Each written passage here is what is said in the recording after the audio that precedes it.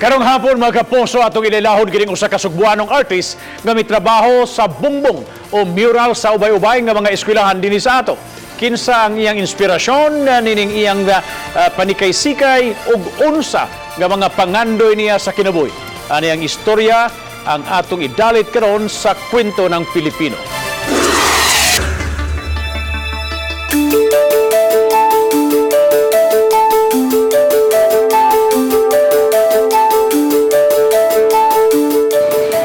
Macnel Donaire, freelance tattoo artist, artist sa mural, mo sculpt, gamay,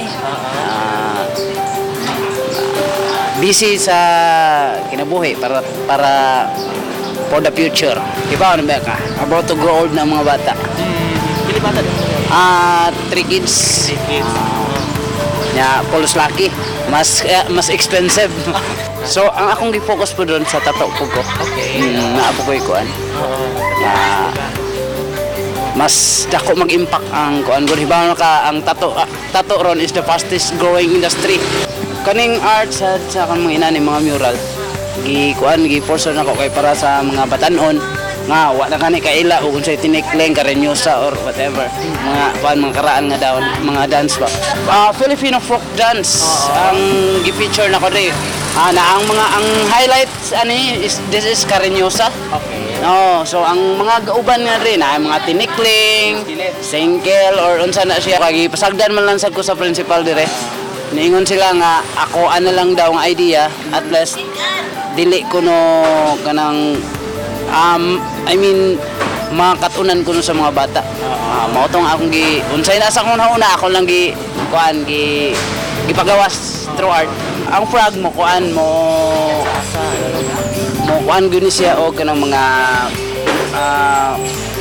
mga insects uban nagpakuan. Kani siya importante siya food pyramid.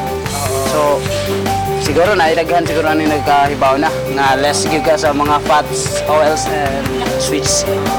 Karon nga summer. Mga historical landmarks na to. Likewise for example, pwede ta mag diving sa Tubatakar. Akong asawa ang pinakagwapa gyud. Si Evelyn Donaire. Masas gyud siya. Supportive. Mao bitang ni naginani lang gyud mi kay mao gina siya source of income gina na Parks which I cannot afford because of the space. So ang gihimo nako wall. Wala man sa koy wall inside sa school premises. Ang outside walls nya mo na nga natawo na siya concept. Mas na akong goal nga dili lang ma-appreciate sa art ang ako at least na sila lesson nga makuha gani.